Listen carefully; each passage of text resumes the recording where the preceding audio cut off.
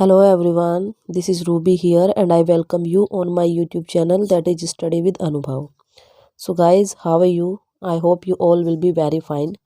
In fact, will be very serious for your study.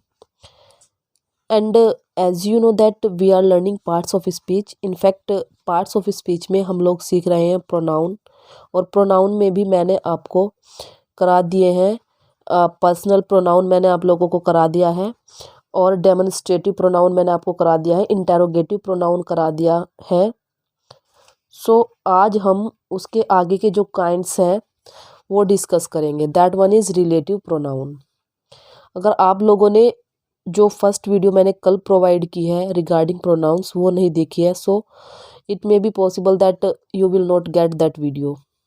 Yes, जो भी information इस video में मिलेगी आप लोग वो ना समझ पाए। सो इसके लिए आपको क्या करना होगा, first of all you will have to visit on that video which is related to pronoun.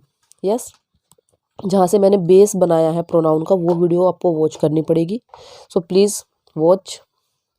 Okay, so relative pronoun यानी कि इसको क्या बोलते हैं, रिलेट से ही आपको समझ आ रहा होगा, यानी कि संबंध। यस, रिलेटिव संबंधवाचक सर्वनाम, यानी कि जो सर्वनाम या प्रोनाउन किसी नाउन के स्थान पर प्रयुक्त होकर दो व्यक्तियों को आपस में जोड़ते हैं। क्या मतलब, जो क्या करेंगे, एक नाउन के स्थान पर यूज होंगे और दो व्यक्तियों को आपस में जोड़ेंगे और अपने से पहले प्रयुक्त होने वाले नाउन से संबंध प्रकट करते हैं, वे रिलेटिव प्रोनाउन कहलाते हैं। इसके अंतर्गत कौन कौन से प्रोनाउन आते हैं भाई, who, whose, whom, which, that, as शब्द ये आते हैं। यानी कि ये क्या है, ये आपके प्रोनाउन है और ये कौन से प्रोनाउन है, रिलेटिव प्रोनाउन है। तो अब समझ आया आपको कैसे पहचानेंगे आप रिलेटिव प्रोनाउन को। तो जहाँ पे ये आएंगे उससे पहले जो नाउन आएगा उसके संबंध ये बताएंगे, किससे, अपने आप से। ठीक है, तो एग्जाम्पल देख लेंगे।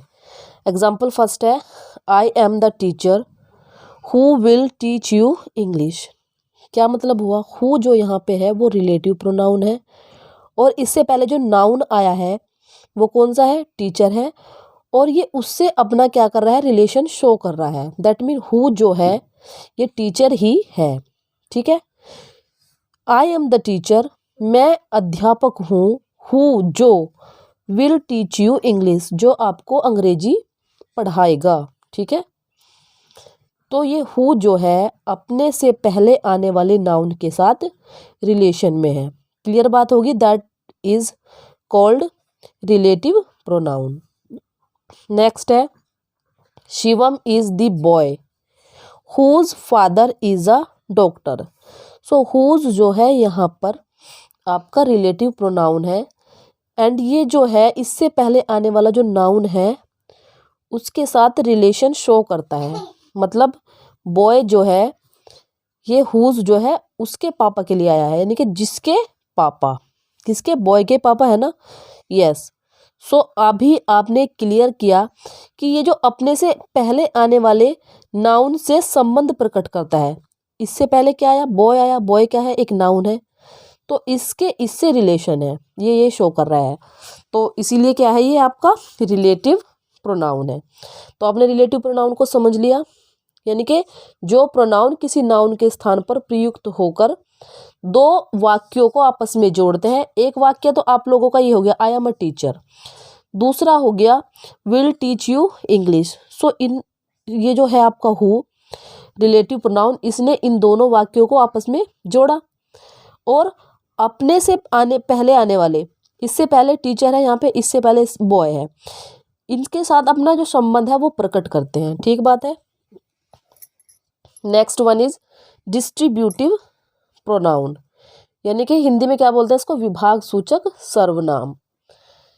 क्या, डिस्ट्रीब्यूटिव प्रोनाउन मतलब विभाग सूचक सर्वनाम, यानी कि जो प्रोनाउंस किसी वाक्य में प्रयुक्त बहुत से व्यक्तियों या वस्तुओं में से प्रत्येक का बोध कराते हैं।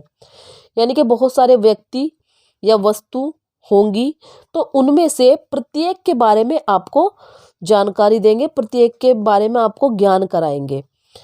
तो वे कौन से होते हैं? डिस्ट्रीब्यूटिव प्रोनाउंस कहलाते हैं। इसके अंतर्गत कौन कौन से प्रोनाउन होते हैं? ईच, आइदर, नाइदर, नन, ये सब क्या है? आपके डिस्ट्रीब्यूटिव प्रोनाउन है। कौन कौन से? ईच, आइदर, नाइदर और नन, और भी बहुत सारे हैं। सो एग्जाम्पल के थ्रू हम समझने की कोशिश करते हैं। Either of the friends has cheated me. So either यहाँ पे क्या है? आपका डिस्ट्रीब्यूटिव प्रोनाउन है। तो क्या बता रहा है ये? जो जितने भी फ्रेंड्स हैं उनमें से प्रत्येक ने क्या किया? चीट किया मुझे। समझ गए? Either of the friends has cheated मी। तो आइदर यहाँ पे आपका डिस्ट्रीब्यूटिव प्रोनाउन हो गया। ईच ऑफ यू, तुम में से प्रत्येक, यानी कि सभी, एक एक के बारे में बात बताएगा। कौन सा प्रोनाउन? Distributive pronoun. यू मतलब तुम, बहुत सारे हो। तुम में से प्रत्येक can go to see the Taj, कहाँ जा सकते हैं? ताज देखने जा सकते हैं। सो ईच जो है यहाँ पे आपका क्या हुआ? डिस्ट्रीब्यूटिव प्रोनाउन हुआ। और डिस्ट्रीब्यूटिव जो प्रोनाउन होते हैं उनके साथ वर्ब आती है जो वो सिंगुलर आती है। और डिस्ट्रीब्यूटिव प्रोनाउन के बाद ऑफ आ रहा है आपका। सो उसके बाद जो नाउन आएगा वो ऑब्वियसली प्लूरल नाउन आएगा। जैसे कि यहाँ पे द फ्रेंड्स आया, एंड ईच के बाद यू आया। ऑफ था ना, ऑफ के बाद यू। सो ऑफ के बाद जो भी नाउन आता है वो आपका प्लूरल फॉर्म में आता है। एंड ईच, आइदर, नाइदर, ये सब आपके सिंगुलर फॉर्म में यूज़ होते हैं। सो आप देख लेंगे यहाँ पे हेल्पिंग वर्ब सिंगुलर आई है, और ये तो कैन है आपका, मॉडल है, तो ये सिंगुलर प्लूरल दोनों के साथ ही आएगा। बट यहाँ पे आप इजीली समझ सकते हैं कि जो डिस्ट्रीब्यूटिव प्रोनाउंस होते हैं वो अपने साथ कौन सी वर्ब लेते हैं? वर्ब सिंगुलर लेते हैं अपने साथ। ठीक बात है? यस। तो अब आप लोगों को डिस्ट्रीब्यूटिव प्रोनाउन जो है वो समझ में आ गया। क्या है डिस्ट्रीब्यूटिव प्रोनाउन? जो प्रोनाउंस किसी वाक्य में प्रयुक्त जितने भी व्यक्ति या वस्तुओं का जिक्र होगा उस सेंटेंस में, उनमें से प्रत्येक के बारे में आपको नॉलेज देगा, प्रत्येक के बारे में बोध कराएगा। और डिस्ट्रीब्यूटिव प्रोनाउंस कौन कौन से होते हैं? Each, either, neither, none. Clear है? यस। नेक्स्ट है इंडेफिनिट प्रोनाउन।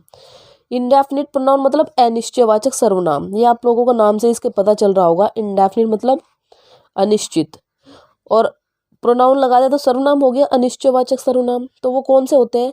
जो प्रोनाउंस किसी व्यक्ति या वस्तु की अनिश्चित संख्या या परिणाम जो भी है वो निश्चित नहीं है। ठीक है? अनिश्चित संख्या या अनिश्चित परिणाम का बोध कराते हैं, वे इंडेफिनिट प्रोनाउन कहलाते हैं। सो इंडेफिनिट प्रोनाउन की डेफिनेशन वेरी इजी है, बिकॉज इसके नाम से ये क्लियर हो रहा है कि ये इंडेफिनिट है। यानी कि ये उन प्रोनाउंस के बारे में बताएगा जो किसी व्यक्ति या वस्तु की अनिश्चित संख्या या अनिश्चित परिणाम का बोध कराएंगे। इनके अंतर्गत कौन कौन से प्रोनाउन आते हैं? जैसे कि some, only, many, any, much, few, little, all, nobody, none, others शब्द आते हैं। यानी कि ये सभी क्या हैं? आपके इंडेफिनिट प्रोनाउंस हैं। क्लियर बात है?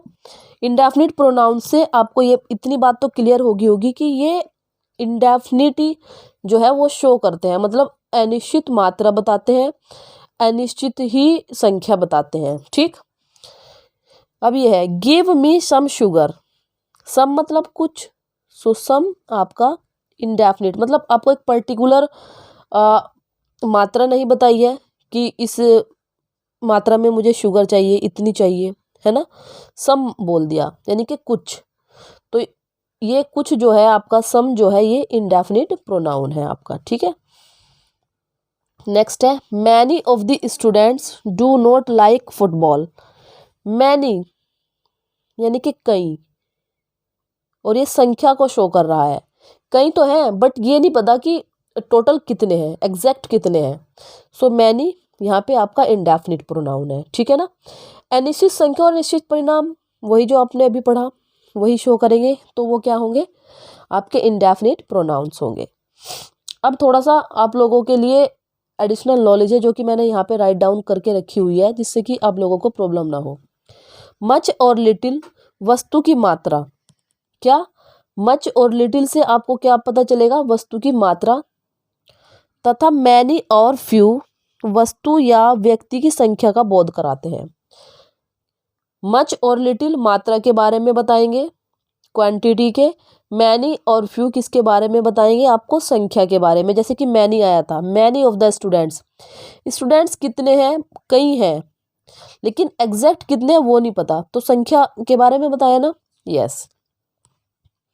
नेक्स्ट है सम, एनी, ऑल का प्रयोग वस्तु व व्यक्ति की मात्रा एवं परिणाम दोनों के लिए, संख्या दोनों के लिए होता है। कौन कौन से है वो जिनके लिए दोनों के लिए होता है? सम है, एनी है, ऑल है। सम, एनी, ऑल, जिनका प्रयोग मात्रा और संख्या दोनों के लिए आप कर सकते हैं। ठीक बात है। यस।